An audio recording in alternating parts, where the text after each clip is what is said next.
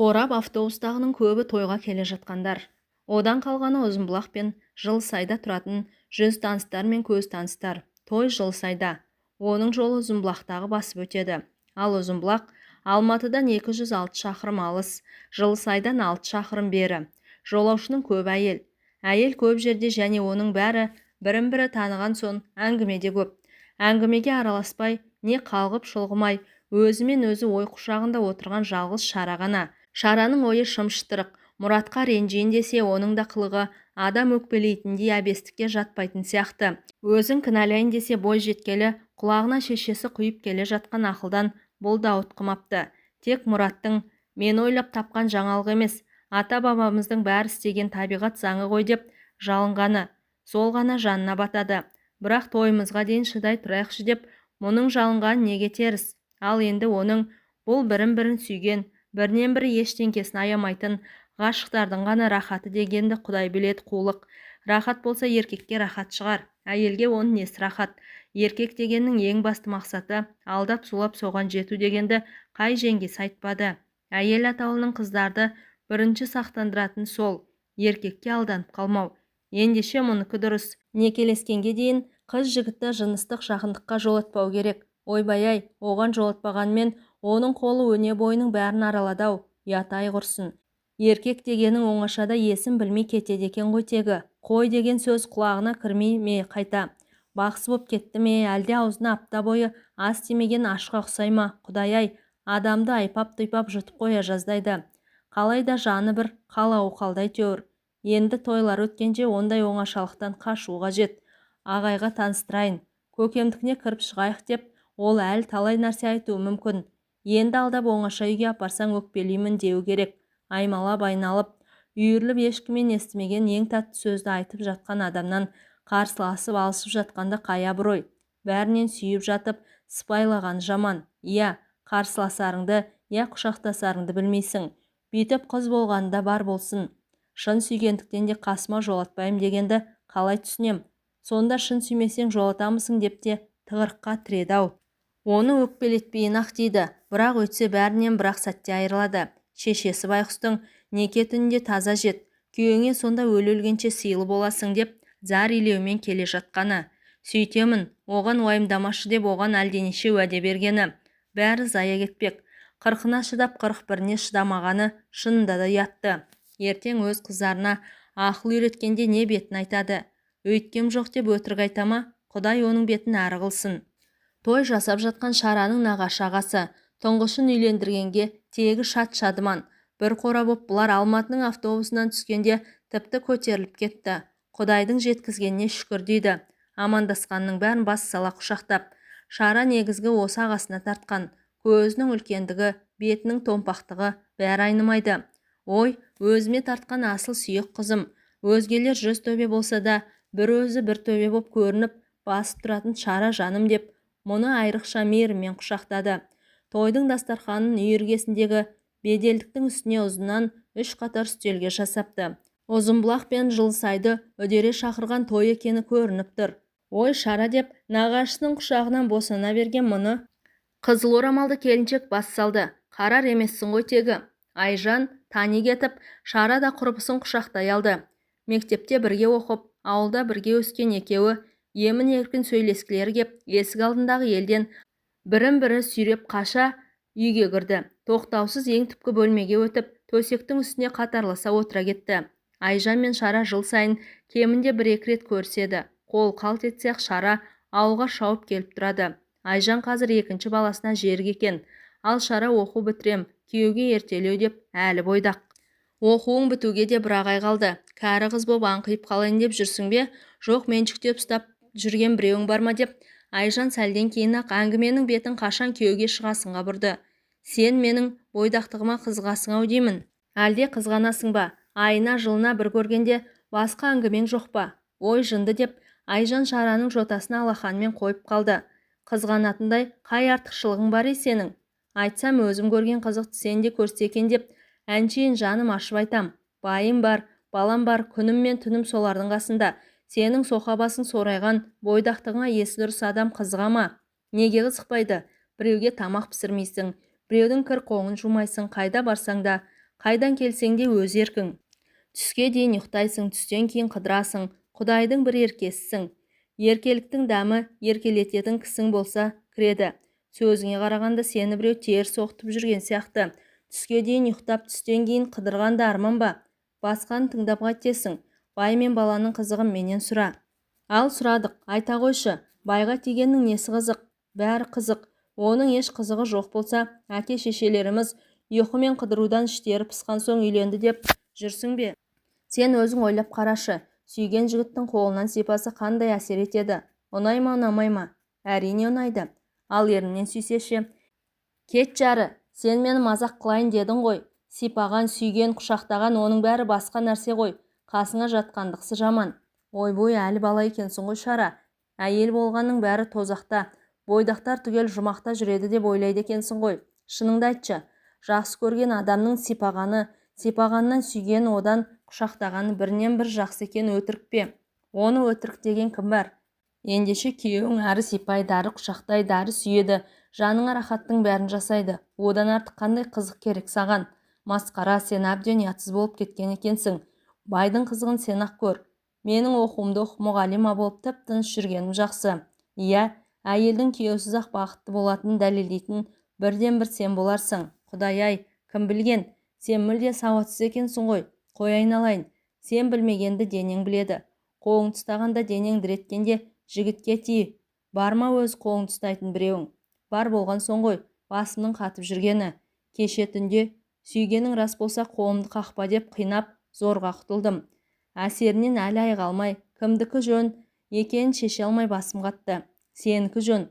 Асыққан еркек алдымен үйленсін, содан соң ғана. Тойға бірге оқығандардың біразы келді. Арасында әлі үйленбегелердің бірі Ырысбек екен. Қасынан шықпай әбден ығыр етті. 2-3 рюмкеден кейін ашық емініп, жүрші қыдырып қайтайыққа шықты. Әуелде иығынан ұстап еді, қолы бірте-бірте белге түсіп, тағы бір билегенде бөксесін сипалай бастаған соң Шара шамданып қағып жіберді. Сен менің мінезімді ұмытып қалғансың-ау деймін. Тойдағы тамам жұртқа тағы бір күлкі болғың келмесе, қолыңа ие бол. 10 класста осы баланы бір масқаралағаны бар. Алысып жүріп антұрған оның емшегін қасақана қысып жіберді. Қалайша дәл тигенін Шараның өзі де білмейді. Баж етіп қолын шошына көтеріп қалғанда бармағы Ырысбектің танауына кірш ете қалды. Сау еткен қан басын жауып кетіп, ақыры қыздан таяқ жеді деген келекеге қалған. Сол ғой есіне сап жатқаны. Ішіп алған еркектерге айырма болмайтын секілді. Ауылдағы тракторшының де, қаладағы студенттің де бәрінің құлқынын тескен. Қайткенде де әйтеуір қызбен қойындасу. Елден ятау, Шараның атына сөз келеді-ау дегенді Ырысбек тегі ойлап та қоймайды.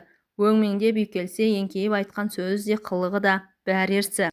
Мана сызылып амандасқан сабазың қазір пысылдап, танауының желі Шараның самай шашын қайта-қайта маңдайына қарай қобыратып, шайнаңдап отырып сөйлесе, түкірігімен қоса түйіршіктері де шашырап, кел Шара, бірге оқыған күндерді еске түсіріп, мынаны алып қояйық деген сайын, шынашақ үстелдің үстіндегі не бөтелкені, не стақанды қағып кетіп, оны түземін дегенде, ромкесіндегі арақ үстелге төгіліп, не қасындағыларға елдің сөзін естіппей, не өзі берекелі сөз айтпай әбден берекен алды. Одан Шара орнынан тұрып кетіп қана құтылды. Одан құтылғанмен, бірақ ойдан құтыла алмады. Мен сірә Мұратты сүймейтін шығармын. Бұрын қолымнан ұстай алса, Айжан айтқандай тұла бойым дірете қалатын еді. Қазір өйтпейді. Дегеніне кеше түні көнбегенім де содан шығар деп сезіктенді. Ырысбектің бар қылығы қайта-қайта Мұратты есіне түсіре берді. Екеуінің ішіп алғандағы мінезі бір-бірінен айнымайды. Аузына арақ тиді бітті, тіміскі иттің тұмсығынша қолы қайдағы жерлерін түртінектеп, ол да мұны оңашаға тартпақтайды. Сол ұқсастықтан бойы бейне ызғар қарып тұрғандай сезіледі. Кідді алмайтын нәрседен көңілі кідді алып тойға деген ынтасы бірден бәсеңсіп сала берді. Көнбедің деп осыдан көріспей кетсе, Мұраттың да онда айрылсарға сылтау іздегені. Ендігі қалған бір айдың ішінде кіммен тұзы жараса кетер дейсің. Бойдақ жырбақ оқуын бітірер. Қыз атаулыға бір-бір қозы көрпештен тумайтыны тағы белгілі. Тәлейіне қарап, әлде біреу кезігер. Шараның осы түңілісі той тарқағанға дейін тарқамады. Алматының автобусы түнімен Жылысайға қонып, таңғы 9-да дүкеннің алдына қозғалады екен. Бас сұқпай кетсе күнә болатындай, тойдан қайтқандар алдымен ашық тұрған дүкенге қайырылды. Кіріп барғаннан ақ Шараның көзі ілулі тұрған қоңыр көйлекке түсті. Жеңге, мынау көйлегіңізді көрсетіңізші деді. Біреу бұрын сұрап қоймасын дегендей аптығып. Өлшемін, бағасын, қаншасы қалғанын бәрін үстемелете сұрап жатып көйлекті бойына өлшеп байқады. Құйып қойғандай дәл. Әсіресе сән ұнады.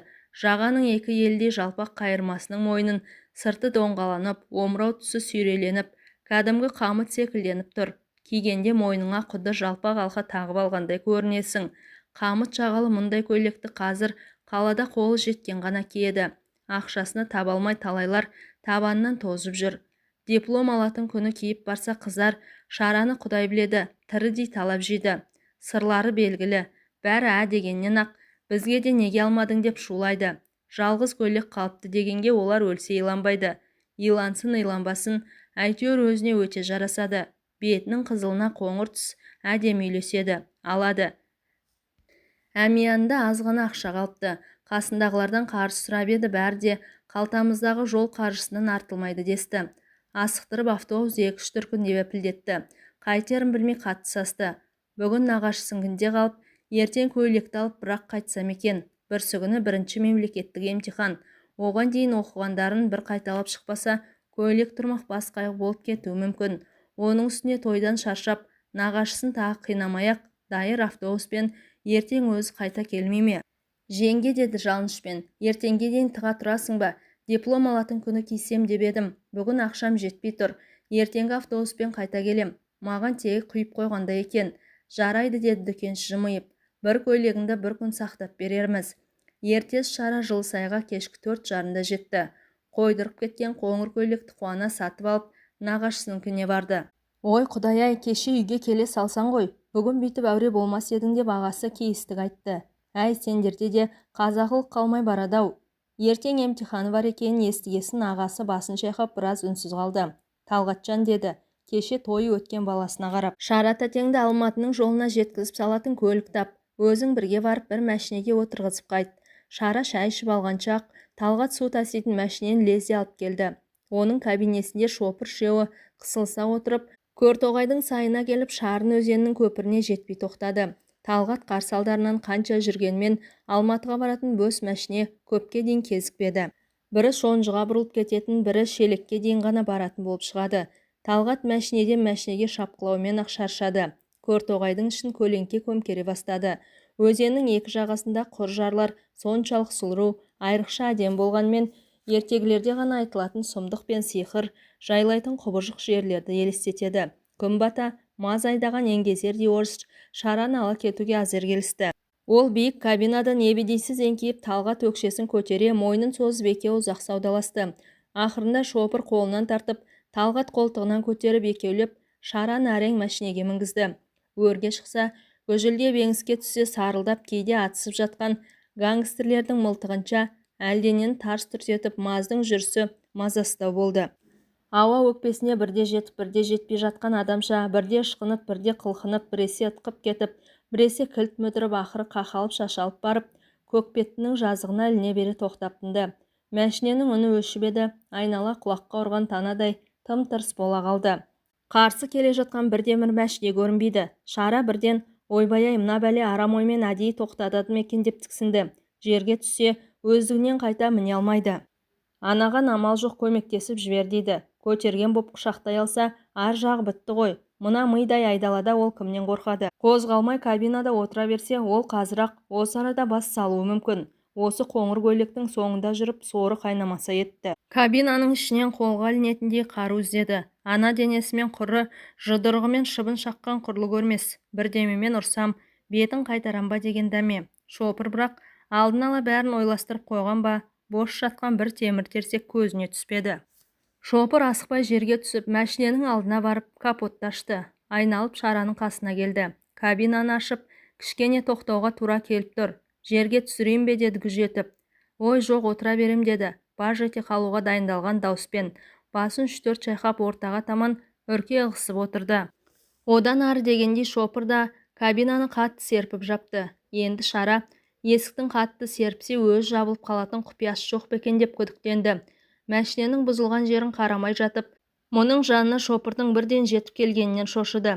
Істеп тұрғанын қарашы, пиғылы бұзық болмаса үйтеме, әрірекке барса бірдемесі кететіндей қасақана қасынан ұзамай шорылдатып тұр. Қылығын бірте-бірте көрсетпек қой. Аяғын бірдеме қағып кетіп жығылып қалмаса, егер жерге түсе сап қашса, әй бұған жеткізбейтін шығар. Ал бірақ ұстаса бітті. Бұл одан аман тұрғызбайды. Ана денесімен албасты басып па? Әй, осы көйлегі құрғырға Құдай мұны бекер қызықтырмаған шығар. Сонша жалынға мұратқа көнбеп еді. Енді далада мына орысқа жем болмаса жарар еді. Мәшинені ұзақ шұқылап бір кезде шопыр орнына келіп қайта отырды. Ескі мәшиненің осысы жаман деді, өзіне өзі күңкілдей кейіп. Ең құрса күндізде бұзылмай, қас қылғандай қараңғы түскенін күтіп тұрады. Өзінің ол жайында жаман ойлағанына беті күйіп қалып отырған адамша шара қырын қарап көзін жұмды. Сөйтіп келе жатып шың қалғып кеткен екен. Шопырдың капоты қатты жапқаннан селк етіп оянды. Қанша тұрғанын бір Құдай білсін. Жөндеп болып қайта жүргелі жатыр екен. Бұл қай жер? Шопырдан емес, қараңғылықтан сұраған кісіше бұрылып, кабинаның сыртына үңілді. Шелектен жаңа ғана астық. Сағатына қараса түнгі 12-ден дәл 12 минут өтіпті. Мына түрмен таңға жуық жетер. Қоңыр көйлектің кесірінен ертең емтиханына құлап қалып жүрмесе де, барлық уақытын жолда жүріп өткізетін болды. Оқу бітіргенде кием деп жүріп, оқуын бітіре алмай қалып масқара болмасын. Құдай тегі бір бәлеге итеріп тұрма. Осы 2-3 күннің оқиғасы айрықша шытырман. Әлде Мұраттың кейіткеннің кесірі ме? Еркектің кепите тұрады. Киімнің жағасын балаларға бастырма деп жеңгесіне апасы жекіп жатушы еді. Мұрат та мұны қарғады ма? Содан бері кілең сәтсіздікке кезге беретін секілді. Екі жақ шеттегі қалың ағаштың бұтағы бір-бірімен дәл жолдың төбесінде түйісіп, мәшиненің жарығы шексіз ұзын өңгірді өңгей тіліп келе жатқан тәрізді. Азбанша азынаған ауыр маздың күшенісі мен ышқынысы біркелкі ырғап, шара ерксіз қалғи берді. Ақырында ұйықтап кетті. Ұзақ ұйықтаса керек. Неден оянып кеткенін өзі де білмейді. Түн мүлдем тыныштыққа бөгіп мүлгіп тұр екен. Бір бөгде дыбыс естілмейді. Мәшине тағы бұзылып, тағы айдалада тұр екен біз деп ойлады. Сыртқа үңілген сәт тіз қатар үйлерді көріп қуанып кетті. Келдік пе? Бұл қай жер деді. Қоңыр көйлегі салынған сөмкесін қолтығына қысып жатып. Автостанса. Алматының автостанциясын тани алмай шара шопырдың бетіне шошына қарады. Алдап басқа жаққа әкелді деп ұқты. Бір сұмдықтың болғанын сезген шопыр, Талғардың автостанциясы деді, түсіндіріп. Мен сізге Талғарға барам дедім бе? Жалма-жан сағатына қарады. Түнгі 2-ден тұп-тура 2 минут кетіпті. Ішін суық бірдеме зыр еткізіп қарып өткендей болды. Мұнысы не? Мана қарағанда 12-ден 12 минут өтіп еді. Енді 2-ден минут өтіпті. Жақсырым ба әлде, жаманырым ба бұл? Мәшине бұзылмағанда ерте жететін едік. 30-дан автобусға отырып кететін едіңіз деді шопыр өз кінәсін әлі түсіне қоймаған жазықты балаша бұртиып. Маған Талғардың автостанциясына жеткізіп таста, ары қарай автобусқа отырып кетеді деді. Бүйтіп жолда бұзылатынды қайдан білейін? Мына жарым түнде мен енді қайда барам? Алматыға апарып тастаңызшы. Қанша алсаңыз да төлейін. Таңертең емтиханым бар еді. Анау-мынау емес. Мемлекеттік емтихан. Оқу бітіретін едім. Мынандай жүк мәшинені Астанаға кіргізбейді. Жолдамам жоқ. Мен әбден шаршадым, кешірерсіз. Үйде болмағаныма бүгін бақандай 10 күн. Қаланың шетіне ғана апарып тастаңызшы. 1-2 сағат автостанцияда отыра тұрсаңыз таңда ұзамай атып қалады. Керек болса, мәңіз сіз үшін төлеген ақшаны қайтарып берейін. Жоқ, ол менің ақшам емес. Шопырдың еш көнбейтіні қылығынан белгілі болды. Талғарға дейін ғана апаратын айтпай, құтылуға асыққан Талғарға ренжімесе, бұған несіне ренжиді? Көр-тоғайдың құз жарынан секіргелі тұрғандай-ақ жүрексініп, шынтағы мен тізесін темірге сыдырып, кабинадан созалаңдап зорға түсті. Табаны жерге тиер-тиместен-ақ өңкеге маз өкіріп орнынан қозғала берді. Шын құтылдым ба жоқ па деп қуана қашып барады. Тау жаққа қарай гүжілдеп, алыстап бара жатқаны біраз естіліп тұрды да, лып етіп оның да үні өшті. Сірә үйіне жеткен болар. Талғар шырт ұйқыда тым-тырыс. Еш дыбыстың естілмей қалғанына қарағанда, жалғыз ояу шара ғана сияқты. Аз тұрып, қараңғыға көзін үйреткен соң автостанцияға қарай жүрді. Есігі тарс жабық, терезелері де тас қараңғы, отыра тұратындай ыңғайлы ештеңкесі жоқ. Есек дәмемен есікті екі қағып еді, қыбыр еткен жан тырс еткен дыбыс байқалмады. Біреу кеп бас салса, айқайлап арашаға адам шақыратын жер емес. Үйлерден оқшау тұрған үрейлі орын. Бұл араны паналағанша кез келген үйдің барып, қақпасын қаққаны дұрыс көрінді. Таңда автобусқа дейін кімде болса үйіне түнетер деп сенді. Жан-жағына жалтақтай басып, автостанцияның алдындағы алаңқайға шықты. Жол ыңғайын бағдарлап, Алматыға шығатын көшенің көпіріне қарай жүрді. Көпір үстіндегі шамнан алыстаған сайын көше бойындағы қара түнек үрейлендіріп, жүре берсем біреулердің көзіне түсем, одан да бір қуысқа тығылып, таң атқанша тыныш отырсам ба екен деп толқыды. Жүрек сынып, бірақ далада қалудан одан бетер қорқып, оң жақтағы үйдің қақпасына қарай бұрылды. Ары іздеп, бері іздеп, зәулім ағаш қақпадан қоңырау басатын тетік таппады. Оны ескермегеніне қарағанда қазақтікі болар деп шамалады. Сол жорамалмен батылданып қақпаны жұдырығымен қойып қалды. Тұрып тағы да ұрды. Ұрудан қайыр болмаған соң қақпа мен қоршаудың қиылысқан тұсынан саңлау тауып ішке сығалады. Үйдің бергі бұрышы мен қақпаның арасы кемінде 15 қадам жер екен. Мұның ұрғанын ұйқыдағы тұрмақ ояу адамның өз зорға еститіндей. Бұл үйден күдер үзіп келес қақпаға жақындай бергенде арп ете қалған иттен шошып көше жаққа шошып түсті. Өз мақсатыма бірден жеттім деді ме, ит арпылын қайталамады. Құрсыншы деді, келес үйдің зәулім қақпасын көз шалғаннан ақ түңіліп, көшеден шығып бір ағаштың түбіне тығылайын. Шетіне жақындаған сайын көше қараңғылана берді. Әр ағаштың түбінде аңдып әлдекім тұрғандай. Кенет арт жағынан жарық көрінді. Құдай құтқарайын деген екен деп жүгіріп жол ортасына шықты. Жалынышпен екі қолында көтерді. Баяулап кеп қызыл жегулей дәл қасына тоқтады. Ағатай, Алматыға апарып тастаңызшы деді шопырдың қазақ болғанына қуанып. Не бересің? Беті быттиған бұйра бас ыржиып күлгенде мұрнына арақтың иісі мүңк ете қалды. Әлгі сөз ес жиғызды ма, шары арт жақта отырған екі жігітті енді байқады. Қанша аласыздар? Бар ақшамның бәрін берейін, апарып тастаңыздаршы. Біз ақша алмаймыз. Ақша керек болса, біз саған берейік. Көнемісің? Көнгені қалай? Неменеге көнем? Үшеумізге көнесің. Шолғып бұйра бас арттағылардан басымен нұсқады. Бұйра бастың быттиған беті, біттиген көзі қазір өзіне атылғалы тұрғандай көрініп кетті. Шегіншектеп жерге бір түкірді де жолдың шетіне қарай жалт бұрылды. Өз қыздарының басына келгірдеп ызалана қарғап. Қарындас, көне салсаңшы деді. Арттағылардың бірі есікті ашып, бір рахаттанып қаласың.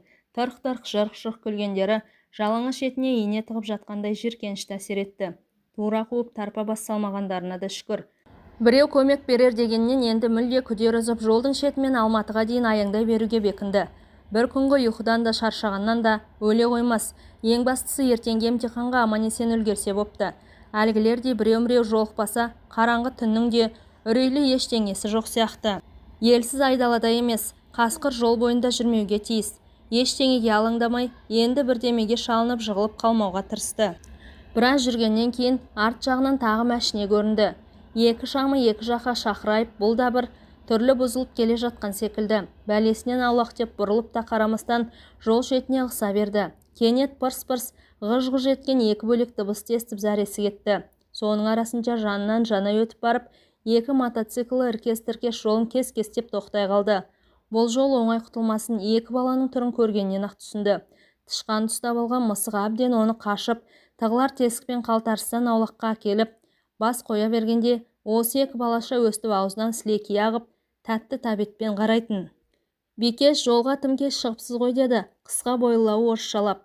Танытпау үшін кәскірлерін көздеріне баса киіп, тамақ бауларын тарта түймелей, әдей бет жүздерінің ашық жерлерін аз қалдыруға тырысыпты. Тіпті қай ұлт екендерін де кесіп айту қиын. Қойын қораға күрегелеп, шопанша екеуі жол жақты торып, мұны жиектегі қалың ағашқа қайтырмақ. Бұларға ұстатты бітті құрығаны. Не арттан, не қарсыдан бір мәшіне қайтсе де көрінер деген дәмемен сәл де болса сөзбен бөгей тұрмақ болды.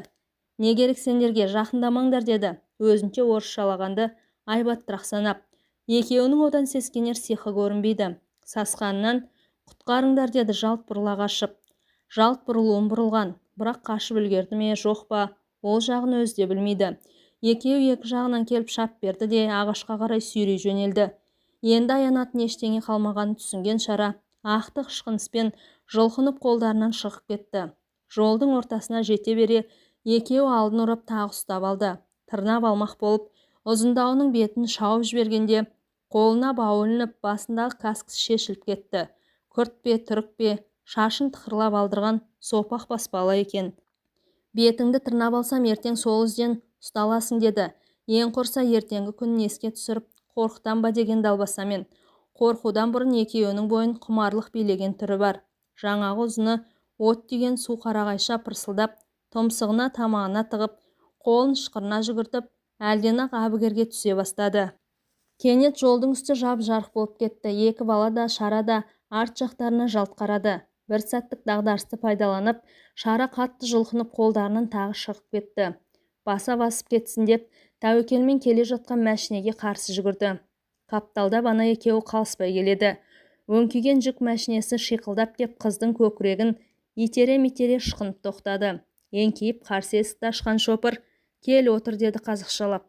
Қалш-қалш еткен қыз бойы кабинаға жетпей әйтеуір бірдемеге ілінер деген үмітпен екі қолында жоғары созды. Шопырдың қарулы қолды қызды көтеріп әкетті. Отыра беріп Шараның жүрегі зырқ ете қалды. Шопыр орта жастан асқан, бет-аузын сақал мұрт басқан түрік екен. Ақырында ажалдың аузына өзі кеп түскен тәрізденді. Осы талғарда қазақ қыздарын төсетте таңып қойып зорлайтын түріктер шықты деген қауесет тараған. Тоқтай қойғаны бекер емес, мынау соның өзі секілденді. «Неғып түнде жүрсің қызым?» Қызым дегені бәрінен құтылдың дегенде естіліп, Шара жылап жіберді. Өкси отырып Жылысайдан келе жатқан хикаясын қысқаша айтып берді. «Ағатай, Алматының шетіне ғана апарып тастаңызшы. Таудан малшылардан келем. Қызым, бір балам біреулермен төбелесіп, соның шатағын сотқа жеткізбей бітірейін деп, асығы сұрланып келем. Бастықтарға көрінбей ісімді түнде бітірем де, таң атқанша қайтып кетем. Енді қорықпа, таңертең автобусқа отырғызып жібереміз. Аялдамасы үйдің қасында. Мұсылманның баласымыз, сенің де біреуге сауабың тиер. Мені де саған кезіктірген Құдай шығар. Қолдарында қаруы бар шығар деп жерге түсуге әлгі екеуінен мен де қорықтым». Мәшиненің бір көшеге келіп кіргенін көріп келе жатқанмен, үрейден әлі бойы айықпаған Шара оның қай ауыл екенін аңғарып үлгермеді. Кішкене жүргеннен кейін мәшине күре жолдан тау жаққа бұрылды.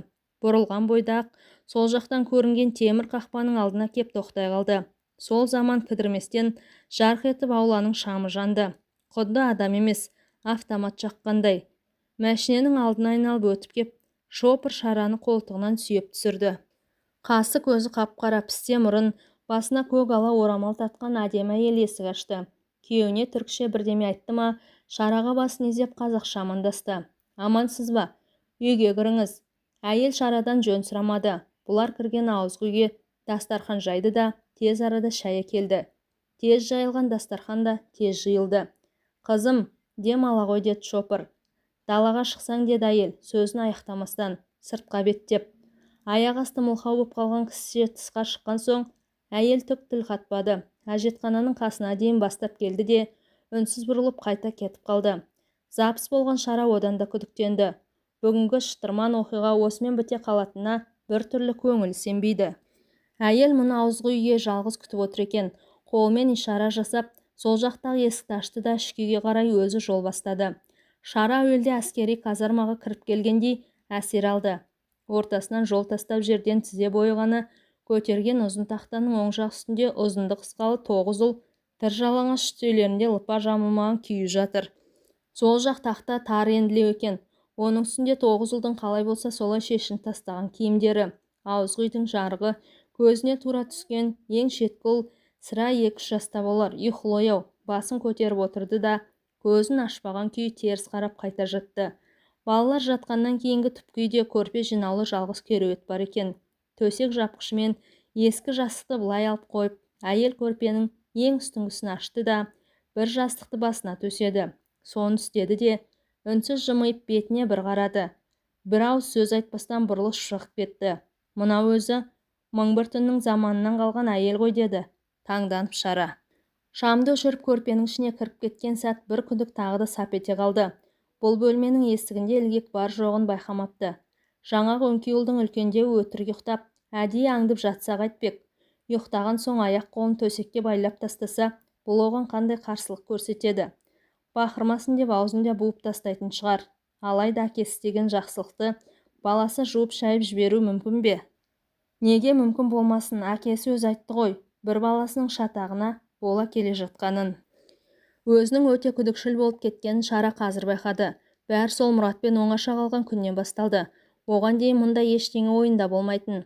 Апырай, қалай болғанды да, осының бәрі өстіп аман-есен аяқталар ма екен? Ертегіден естісе, кинодан көрсе бір сәрі. Осынша қауіп өз басынан өтер деп қашан ойлаған. Әлде бір тықыр естілсе бақырып қалың бала ұйықтап жатқан бөлмеге қашып баруға бекінді. Күтіп жатып ақырында ұзаққа созылған тыныштық жеңіп тынған екен, қалжырап қатты ұйықтап қалыпты. Сырттан естілген әлдебір сыбдыр оятып жіберді. Жалма-жан сағатына қараса 8-ге 15 минут қалыпты. Дереу қол сөмкесін ашып қараса, ішіндегі әмияны да, қаттап салған қамыт жағал қоңыр көйлегі де бәрі аман. Тез киініп ұлдар ұйықтап жатқанда, ақырын өтіп кетейін деп есіктен сығалап еді. Тақтаның үсті тап-таза, қылау жоқ. Есікті қайта жаба қойды. Басқа бөлмені қарап тұр екем деп қалды. Бірақ бұл бөлмеден шығатын басқа есік жоқ екен. Есікті кеңірек ашып, екінші рет сығалағанда түндегі әйел түндегі киіммен тап сол күй қарсы келе жатты. Әлі ұйықтамаған адам секілді.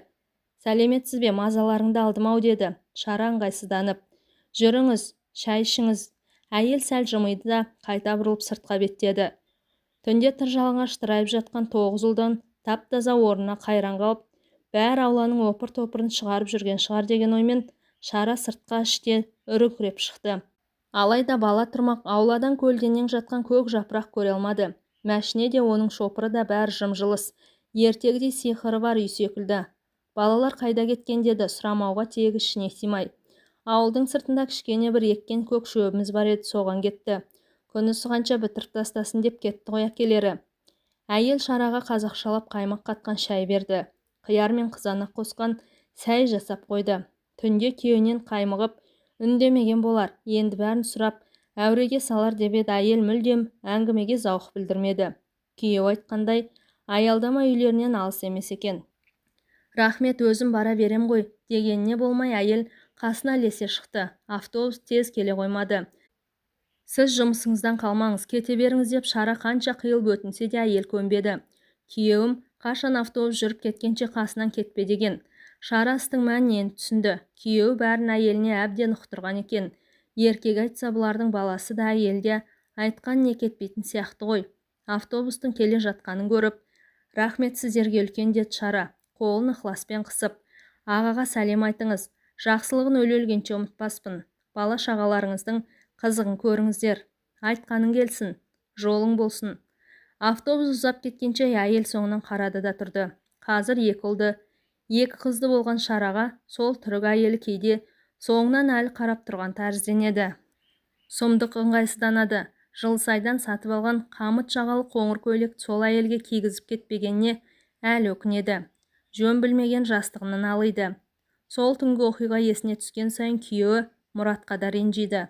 Аға, әйелімді бұзықтардан қорғап қалғаныңыз үшін қарыздармын деп, сол бір түрік шопырдың алдына бір бармағаны, оның да жөн білмегені. Сол үймен туысқан боп жалғасып кете алмағандары қандай өшкінішті. Ана 9 ұл, 9 інісі еді ғой, әттең. Әңгіменің соңы.